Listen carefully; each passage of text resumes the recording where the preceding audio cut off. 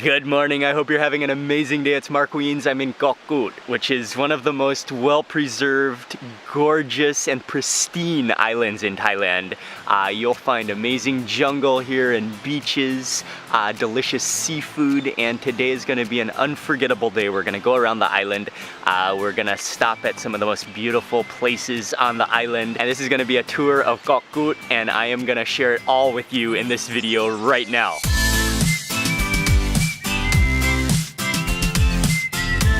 This is day 8 and this is the final day of our Eastern Provinces of Thailand food and travel tour. It's been an amazing trip and I'll have the links and the entire playlist below so you can watch all the videos. In order to get to Koh Kood, yesterday actually we came from Koh Chang, but we drove our car to Koh Chang, so we had to take the ferry back to the mainland. Then we drove to a place called Lam Sok, which is the pier at the end of the peninsula, to catch a ferry. We took a ferry, it's called Bun Siri, which is a speed ferry service, but a pretty big boat, so it's not rough water. And that's about an hour and 15 minutes to get to Koh Kood Island. And then from there, you jump into the back of a Rotsongtail, which is a truck transportation, and they drop you off at your hotel that you're staying at. Right now, we're gonna quickly have breakfast at the hotel, and then a driver will come to meet us, and we're gonna start cruising around the island. This is gonna be an unforgettable day. This is a gorgeous island.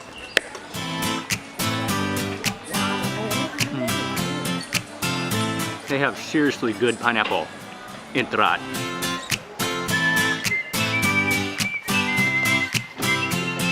Part of the reason why Koh Kood is so nice and so calm and so peaceful is because you can't drive your own car to the island. They don't have a ferry to bring your car here. And they have Rotsongtails, which are back of the truck pickups that you can rent for the day. So we rented one for the day. We're gonna go around. It's looking a little rainy, but you know, this is an island, so things can change drastically very quickly.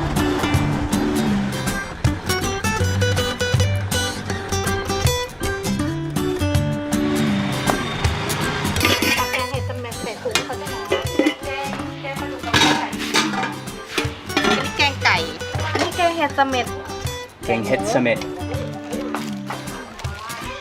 ไม่เคยกิน ขมนะ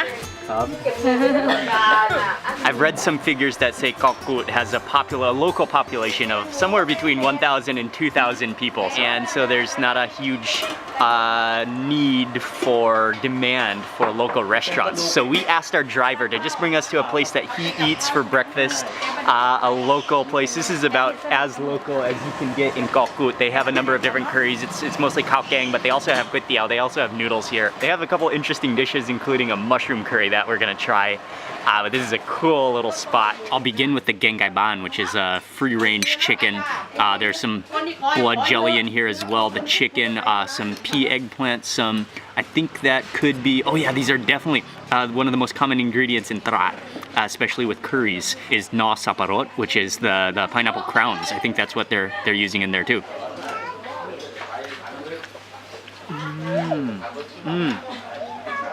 That is awesome. You know what's unique about that? I can taste more of a dry spice blend in there. It tastes like cumin, which is coming in really nicely, along with those herbs, along with the kaffir lime leaves, along with the na saparot, which is the pineapple crown. It's a little bit spicy. It's really nicely flavored.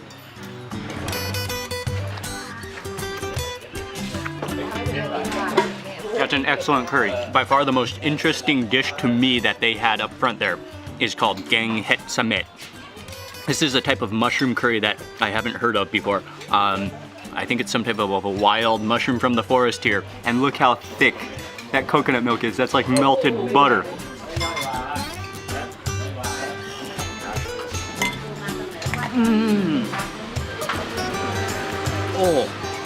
Oh, that's an insane mushroom. Okay, first let me start with the coconut cream. That's outrageously thick and creamy and rich. It has a natural coconut sweetness to it with a little chili in there.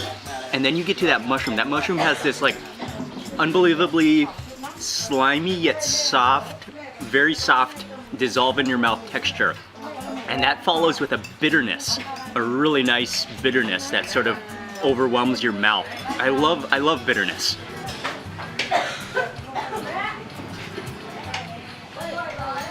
That is sensational. You know what the texture of those mushrooms is like? It's almost like the texture of an oyster. Wait, did you taste it? Yeah. You like it? It's good, but khủng. Bitter. I was just asking them where those mushrooms come from, and conveniently located right there. It said they grow somehow on this tree. ที่ย้ำอยู่ที่ใบแล้วตกดินก่อนแล้วก็จะงอกจากดินขึ้น มันมีความชื้นตอนหน้าฝน After the leaves drop to the ground naturally, especially with rain, right? During like rain, they'll drop to the ground and then the mushrooms will grow out of the ground from that leaf. Something like that. Very cool mushroom, very amazing bitter taste to go with that coconut cream. I love it. They don't exactly have a restaurant name. I think maybe just the owner's name, but it's called Saloon. This is the front here. You'll see some green tarps hanging out front. What a great little restaurant. And yeah, we got lucky with that mushroom curry. That is the type of dish that gets me pumped, that gets me excited. That was so good. A new flavor, a new mushroom to me. Just right off the tree, right there. Oh man, that was delicious. Okay, we're moving on. And by the way, huge thank you to our driver for bringing us here.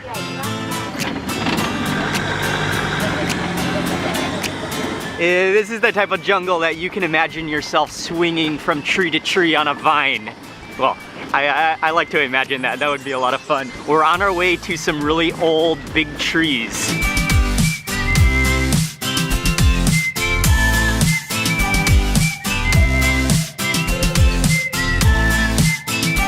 The first tree is called Makayak. It's a huge, that means a huge maca tree. Okay, yeah, this is definitely a gigantic tree that just looks like it reaches to the sky. And the base of the tree is also quite gigantic. Wow. And then it kind of like V's off midway up the tree.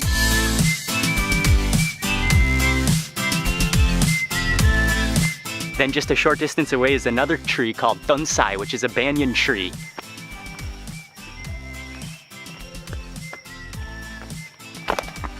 It's so eerie and so mystical.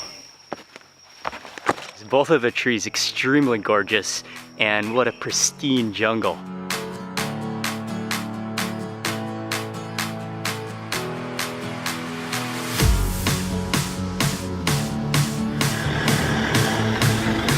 Next up, we're on our way to Gong Chao Waterfall, which is one of the most well-known waterfalls.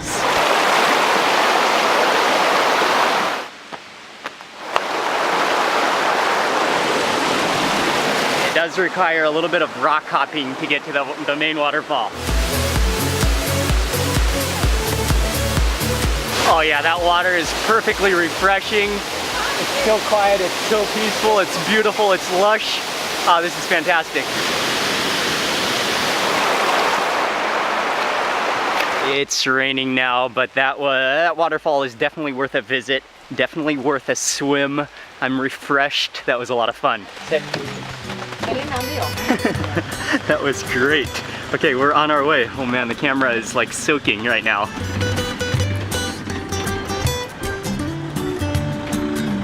We're driving next to a place called Kaurerop. I'm not exactly sure what it is. We'll find out.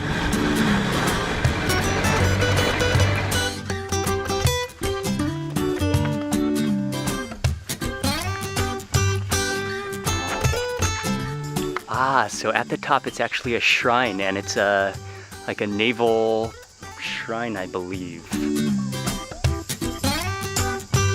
Hey, Micah.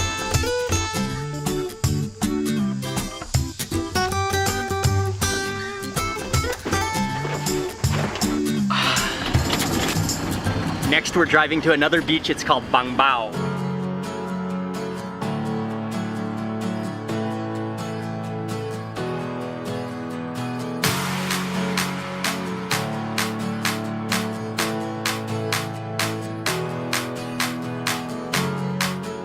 Oh man, this is one of the beaches I wanted to visit in Koh Kood. This is It's a paradise beach. Wow, there's some docks going out to fishing boats. The water is crystal clear, the palm trees. This is an impressively beautiful beach. I'm just gonna take a walk out to the end of this dock to see the boats and see the clear water out there. And then we have to take a swim here. There's no way you cannot.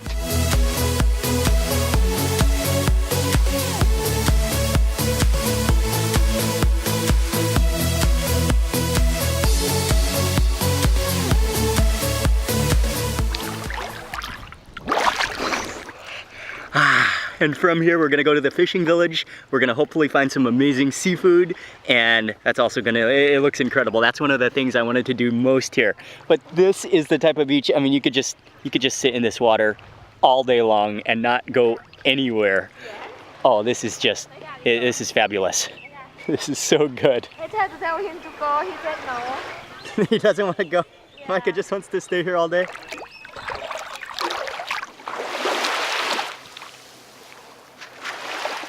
Part of what makes that beach so spectacular is that it's so quiet, so peaceful.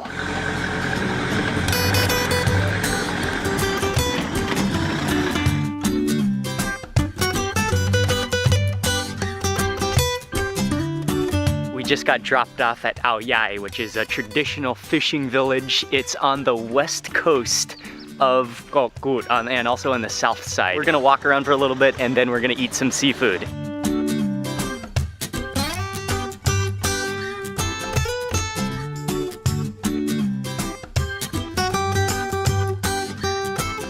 It's actually quite a decently large village, all on stilts, a fishing village. Yeah, you just keep walking back and there are houses, there are little restaurants, but most of this community is all fishing. Wow, look at that school of fish.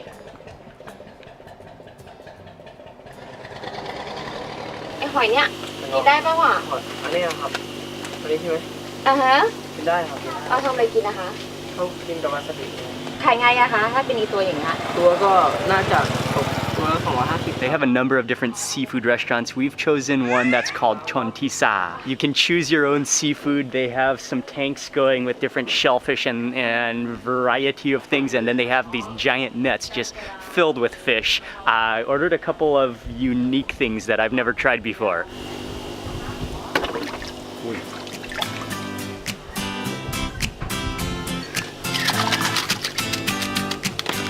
We also ordered some kind of, it's some type of a slipper lobster. It's just straight sea to table dining. They have herbs growing here. The ocean breeze is in your face. And I'm hungry. A couple of the dishes have just arrived and still waiting on a couple of dishes, but let's start. This one is muktad gatiem. It's squid fried with a garlic sauce. Look at that rich sauce. And look at how they've cut up the squid into like, it looks like a pineapple. My bench is a little bit high for this table, so I'm sitting way up here. I gotta lean over.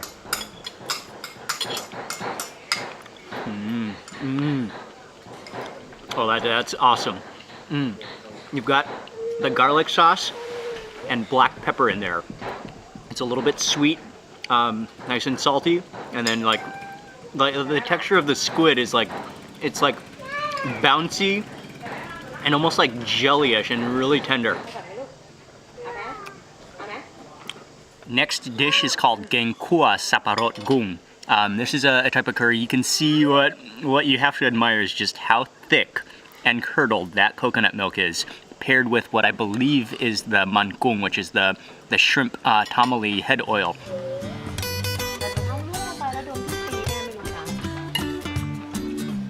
But you've got really rich coconut milk in there. You can taste that oil of the shrimp. It looks really orange and red, but it doesn't actually, it's not spicy. In Thai, it's called hoi ngok, and ngok is rambutan, the fruit, the hairy, spiky rambutan little fruit. And so you can see the shell does sort of look like that too, and I just looked it up in English. It's some type of a rock shell mollusk. Oh, another name for it is a murex, which is a genus of medium to large sized predatory tropical sea snails. I mean, it's served as sashimi, it's served raw, but they might just quickly flash blanch it. They have sliced it quite thin. And before using any of the sauce, we gotta take just a bite of the straight. Oh, หอยหอย that has an amazing like crispness to it. พ่อ Wow. พอพ่อแบบนี้ใช่ปะ And also quite a nice natural sweetness as well. Actually, as you keep on chewing, it almost has a nutty taste to it too, but plus it's sweet. Okay, we gotta dip in the namjim seafood next. Oh, with that sauce. Oh, what an enhancement. That sauce. Again, I think Trat style they use salt. Maybe instead of fish sauce, but you can taste the pungent chilies and garlic in there. It's just balanced by a hint of sweetness and spicy. It's delicious. Dip into the soy sauce. Oh, that's a dish. I must have gotten a different piece of the shell from a different side or something because it's more tender without that crunch. Totally different texture. Next up for these type of slipper lobsters, which in Thai are called gangadan, gangadan. And these are deep fried with garlic sauce as well. They kind of have a little bit of an alien appearance with like an armored shell around them. And I think what you can do, oh, they've sort of like cut them in half. Oh, so you open it, but that's like an extremely hard shell. And I think you take off the head. You've got this tail, which is like a mini lobster tail. Wow, that's quite an intense shell. Oh, there we go, yes. Okay, I got it all out in one bite.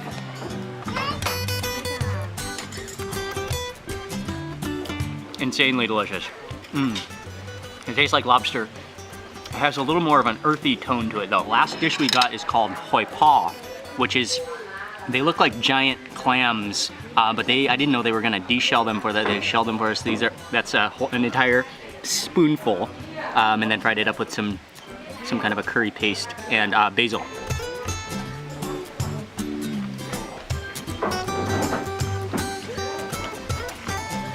Wow. That's kind of on the chewy side. It tastes like a clam, like a giant clam.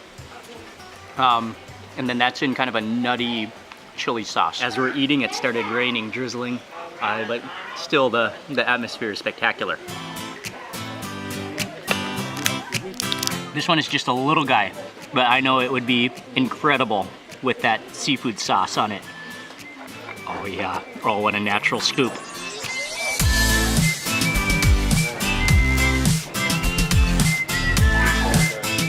Those slipper lobsters are incredible. Really flavorful, really sweet. I love the texture, and with that sauce.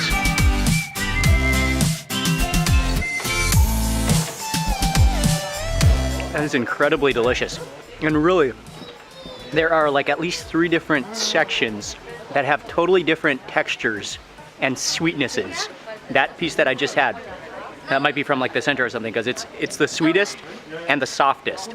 It's really tender. Finished with that seafood meal, and I have to tell you, one of my like indicators of kind of iffy food is when they put an orchid next to your plate of food. I mean that's of course just a general statement, but it's kind of true that they kind of tone down the flavors when they do that type of thing.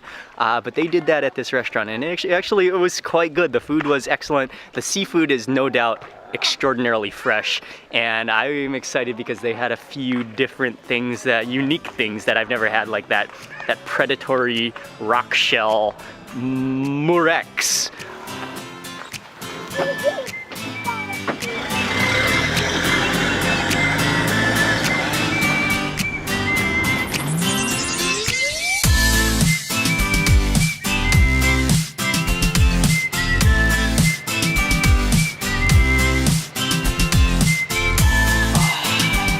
We made it back to Klong Prao, back to the beach where we started off this morning.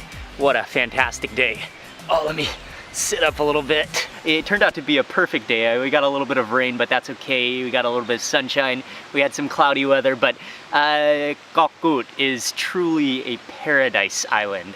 I mean, the combination of beaches, waterfalls, thick, lush jungle, seafood, crystal clear beaches. I probably already said that once, but it's really a gorgeous island. It's also nice because it's quiet, it's laid back, and to be honest, there's not a lot of food options. Most people actually just come to this island, they stay at their resort or their hotel, they eat the food at their hotel and maybe go out to do a little bit of sightseeing, but this is the type of island that you can come to sit and do nothing. And that not only brings us to the end of this video about Koh Kood Island, but this also brings us to the end of this entire series. And if you haven't watched the entire series of this eastern region of Thailand food and travel tour, there are a total of 8 videos. I'll leave all the links in the description box below, but you can check out and watch the entire playlist.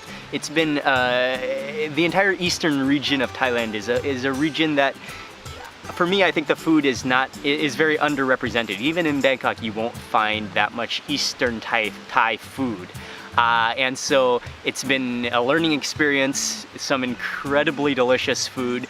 The seafood stands out, some of the best seafood I've had in Thailand. The people are great. We've been to villages. We started off in Chantaburi, we came to Trat, we went to Koh Chang, and then finally ending in Koh Kood. And it's been an extremely memorable trip. I just want to say a huge thank you for watching this video, for watching this entire series of videos. And I want to personally invite you, if you're not already subscribed, make sure you click subscribe now and also click the little bell icon so that you get notified of the next video that I publish. Thanks again for watching. Goodbye from Koh Kood, and I will see you on the next video.